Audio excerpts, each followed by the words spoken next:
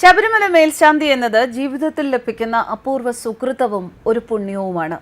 ഓരോ മണ്ഡലകാലത്തിലും അയ്യനെ സേവിക്കാനുള്ള കൊതിയോടെ രണ്ടുപേർ മല കയറുമ്പോൾ രണ്ടുപേർ അയ്യനെ കണ്ടും പൂജിച്ചും സേവിച്ചും മതി വരാതെ പടിയിറങ്ങും.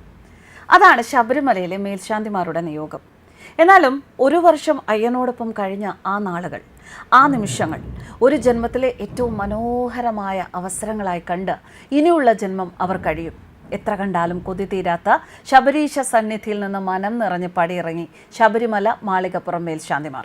ശബരിമല മേൽശാന്തി PM മഹേഷും മാളികപ്പുറം മേൽശാന്തി PG മുരളിയുമാണ് കഴിഞ്ഞ ദിവസം അയ്യനെ കണ്ട് മതി വരാതെ മലയിറങ്ങിയത്.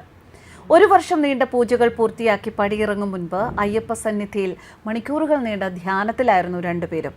എല്ലാ പൂജകളും ഇതുവരെയും കൃത്യതയോടെ നടത്താൻ സാധിച്ചതിൻ്റെ ആത്മസംതൃപ്തിയിലാണ് രണ്ടുപേരുടെയും മലയിറക്കം.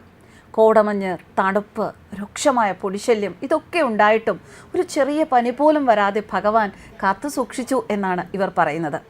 അയ്യപ്പ സന്നിധിയിലെ ഒരു വർഷത്തെ ജീവിതം മനസ്സിനും ആത്മീയ ജീവിതത്തിനും സമാനതകളില്ലാത്ത അനുഭവങ്ങളാണ് നൽകിയത് എന്ന് ഇവർ പറയുന്നു.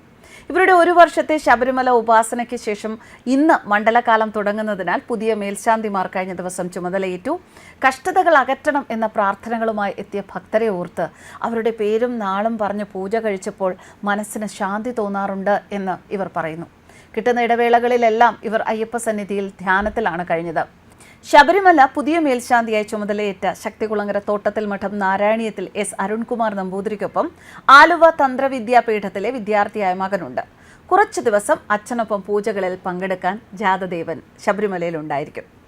ഓരോ വർഷം കഴിയുന്തോറും അഭൂതപൂർവമായ ഭക്തജന തിരക്കാണ് ശബരിമലയിൽ അനുഭവപ്പെടുന്നത്. വർഷാവർഷം ഏതാണ്ട് 4 മുതൽ 5 കോടി വരെ തീർത്ഥാടകർ ഇവിടേക്ക് എത്താറുണ്ട്. മതസൗഹാർദ്ദത്തിൻ്റെ പ്രതീകം കൂടിയാണ് ശബരിമല. ഇവിടെ നാനാമതസ്ഥർ വന്നു പോകുന്നു. ആർക്കും ഒരു തരത്തിലുമുള്ള വിലക്കും ശബരിമലയിലില്ല. സമ്പന്നനും ദരിദ്രനുമൊക്കെ ഇവിടെ ഒരേ തരത്തിലാണ് എത്തുന്നത്. മല ചവിട്ടി തന്നെ കയറണം. മറ്റു ക്ഷേത്രങ്ങളിൽ ഭക്തർക്ക് പൂജാരിയെ സ്പർശിക്കാൻ അനുവാദമില്ല. എന്നാൽ ശബരിമലയിൽ അദ്ദേഹം ഭക്തരുടെ ആശ്രിത വത്സലനായിട്ട് നിലകൊള്ളുന്നത്.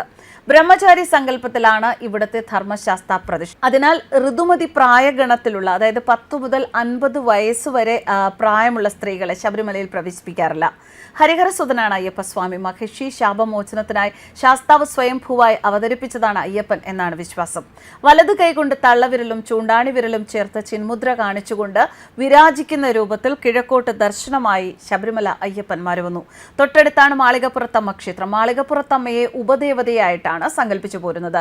2 നിലയിലുള്ള മാളികയുടെ പുറത്താണ് മാളികപ്പുറത്തമ്മ വിരാജിക്കുന്നത്. അതുമൂലമാണ് മാളികപ്പുറത്തെ ദേവിക്ക് ഈ പേര് വന്നത്. മറ്റൊരു ഉപപ്രതിഷ്ഠ കന്നിമൂല ഗണപതിയാണ്. കൂടാതെ വാവരസ്വാമിയുടെയും കടുത്തസ്വാമിയുടെയും സാന്നിധ്യവും ഇവിടെയുണ്ട്. ആത്മാവ് തള്ളവിരലും ചൂണ്ടാണി വിരൽ ജീവനുമായി കൽപ്പിച്ചിരിക്കുന്നു. വ്രതമനുഷ്ഠിച്ച് കല്ലും മുള്ളും നിറഞ്ഞ പാതയിലൂടെ എത്തിച്ചേരുന്ന തീർത്ഥാടകനുള്ള സന്ദേശം തത്വമസി എന്നാണ്. സാമവേദത്തിന്റെ സാരമായ ഈ സംസ്കൃത പദത്തിന്റെ അർത്ഥം തത്വം അസി അഥവാ അത് നീയാകുന്നു എന്നാണ്. നിങ്ങൾ ആരെയാണോ കാണാൻ വന്നിരിക്കുന്നത് അത് നിങ്ങൾ തന്നെയാണ്. അവൻ്റെ ഉള്ളിലെ പരമാത്മാവിനെയും ജീവാത്മാ പരമാത്മാ ബന്ധത്തെയും ഇത് സൂചിപ്പിക്കുന്നു. എന്തായാലും ഇനി ശരണം വിളിയുടെ നാളുകളാണ്. മണ്ഡലകാലം എന്ന് പറയുമ്പോൾ തന്നെ വ്രതശുദ്ധിയുടെ നാളുകളാണ്. അതിനേക്കാൾ ഉപരി ആത്മീയ ചൈതന്യം ഓരോ അയ്യപ്പ ഭക്തനുള്ളിലും നിറയ്ക്കുന്ന കാലമാണ്. എന്തായാലും എല്ലാ അയ്യപ്പ ഭക്തന്മാർക്കും, ശബരിമലയിൽ പോകാൻ വ്രതം നോൽക്കുന്ന എല്ലാ അയ്യപ്പന്മാർക്കും വളരെ സന്തോഷം നിറഞ്ഞ ഭക്തി നിർഭരമായൊരു മണ്ഡലകാലം ആശംസിക്കുകയാണ്. News desk കർമ്മസ്.